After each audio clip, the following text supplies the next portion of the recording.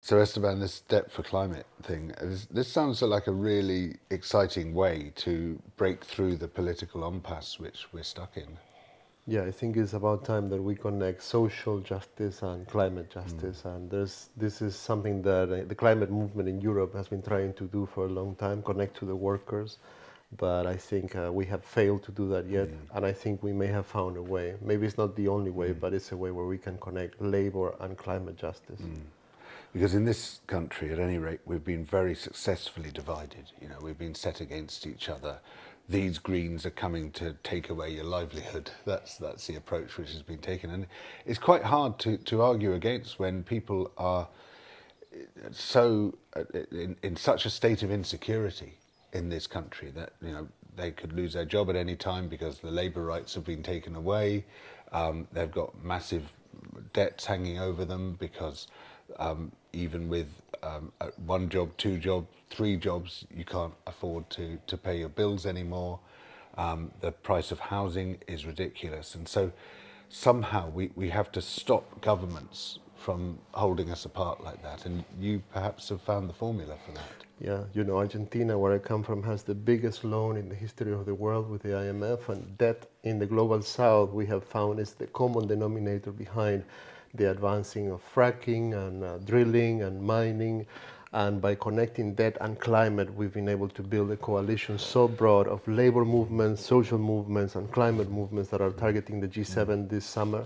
And we are demanding the cancellation of the debts of the global south to take climate action and use those funds to keep the fossil fuels in the ground. So we're connecting that way all the demands of the workers. And I know it may not be applicable yet to the global north so easily, but imagine when the global south labor unions are mobilizing, sooner or later the periphery of Europe will join as well. Yeah. And this is something that everyone has something to gain. The global south, by liberating itself from this burden of debt that keeps us, is a knee on the neck of the global south that forces the expansion of the fossil fuel industry.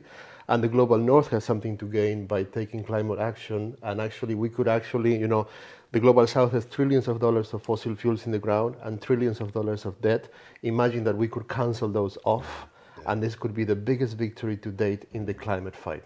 So this is a way of leaving fossil fuels in the ground on a massive scale. You say, we, Argentina and other nations, commit to leave these fossil fuels in the ground if you, the rich nations, commit to cancelling our debt. Yes, and it's part of a larger framework where, the global north has a climate debt with the global south. They are by far the largest emitter of greenhouse gases. They continue to destroy the planet with their multinational companies.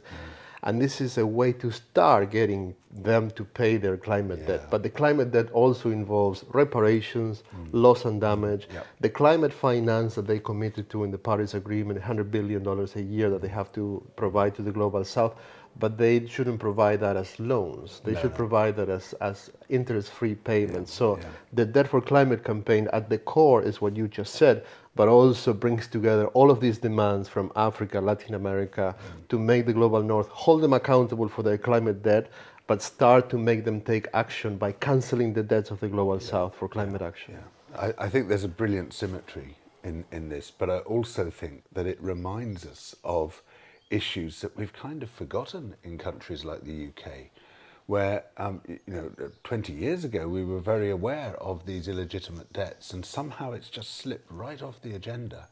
So this has got the potential to bring this massive hidden issue back up into public consciousness, but at the same time to actually catalyse action in a way that we desperately need.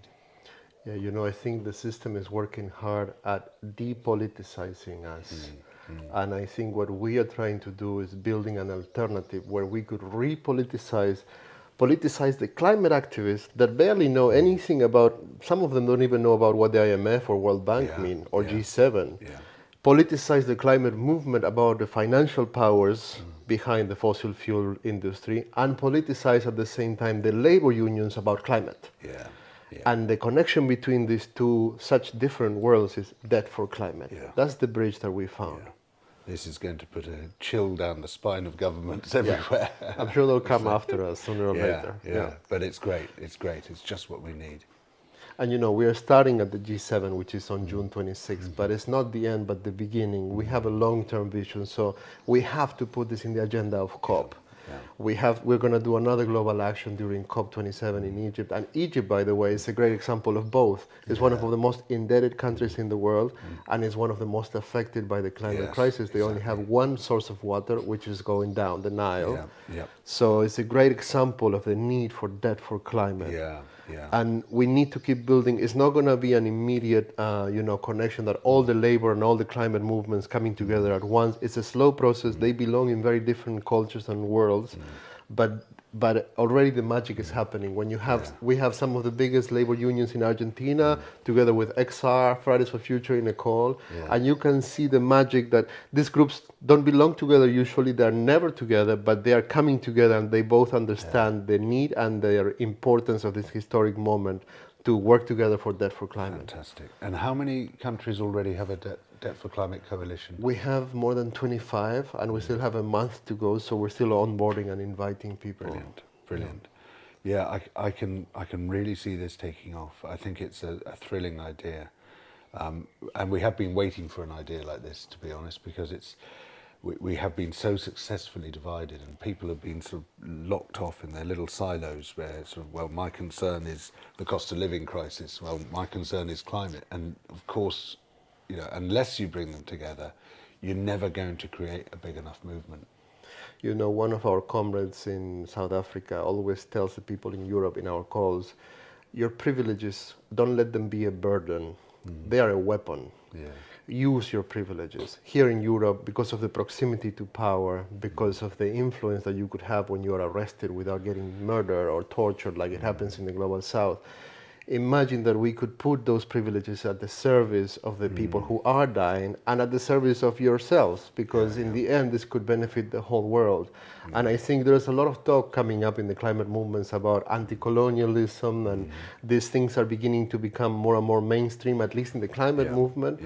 But at the same time, there is still a very top-down approach where Europe is setting the agenda of the world climate movement. And the exception with this is that this is coming from the Global South, led by the Global South and the grassroots. And that also gives the moral authority, I think, to help unite the Global North, because the movements here are very divided, and it's really hard to bring them together. But we've already been successful in bringing together movements that don't normally work together. When you put the Global South and the people who are dying first, the frontliners first. And I think in that sense, the Global South has just as much to offer to the Global North as the Global North to us. It's not like Europe will save us, We're going to save each other, and we're going to save the planet only if we can come together.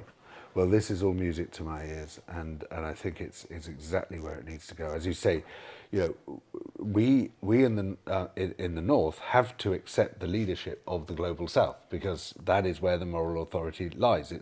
Climate justice has to be at the heart of any climate campaign, and in fact, I felt I saw a very hopeful sign in Glasgow at the COP26 summit, because obviously not in the conference centre, which was just a disaster, but in the streets outside, there was a very strong sense that the leadership is now coming from the Global South. The people we're listening to, the people who are making the moves here, are the people from the Global South. We recognise their moral authority. We recognise that something has shifted here, and I don't think I was the only one to really feel that and feel, this is a very exciting moment. And in Europe also, there's, the climate movement is criticized, among other things, for being very white and privileged middle class, and that's a way that is disconnected in a way from the working class and the lower classes. And I think it's a general symptom of the world that the climate movement's agenda right now is being set by a relatively small group of well-intended activists that are progressive, that are a small percentage of the population. And what we need to do, the climate crisis by far will affect disproportionately the Global South and the working classes. And those people are not yet at the table to negotiate and decide their own future on what their own Green New Deal should look like. And with Debt for Climate, we're building the foundation in each country in a decentralized way, where the power can be built from the bottom up and the grassroots, where those groups, the labor, the climate, and the social movements could come together at the table to decide by themselves, not by someone in Germany or England or whatever in Europe, to tell them how they should get out of the climate crisis themselves, but for them to build that power autonomously.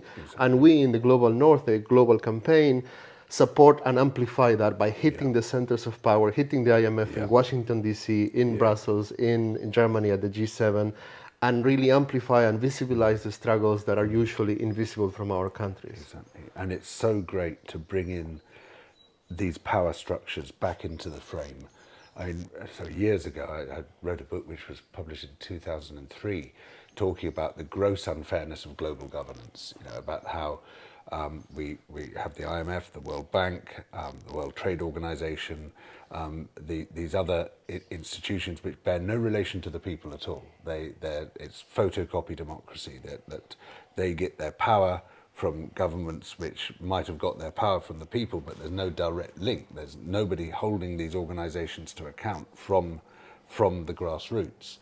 And that we need to democratize global governance, and I've put forward various proposals for how we can create a sort of people's global governance. And I would love to see those issues come back into the frame and people start talking about it again, because we've been asleep for the past 20 years. I mean, not you, obviously, but in countries like the UK, we've just sort of drifted into this passive acceptance of the global order. I mean, yeah, we've got enough domestic troubles with our total shit show of a government, but globally, none of that has changed. And we've got this order which is controlled by very few countries, not even for the benefit of their own citizens, but for the benefit of their corporate elites, and imposed on the rest of the world. And none of that has gone away. It's all still there. And as you've been telling me, it's probably even worse than it was 20 years ago. And you know what I think is a key? We say in Argentina, appetite comes as you eat. You're not hungry, but you start eating and you start getting hungry. And sometimes the European approach is, we write a good report, we write a good book, we write a good article, we define the crisis, but nothing happened. Because appetite comes as you eat. We need to build this from the bottom up. And the thing we just need to get people on the streets. And this will build itself as it goes. It will need the guidance and direction of the reports, the books, and all the good material that is being produced very well in Europe. But it's not enough unless you complement that with mass mobilization on the streets. And then the two can meet together, because neither one can get anywhere with a good direction or without massive popular power on the streets to build the political pressure we need. That's what's missing, because everyone seems to be focused on writing a good book or whatever, but we need to focus on how do we build a mass movement on the streets that can be the counterpart to the really great research that is being done. Yeah.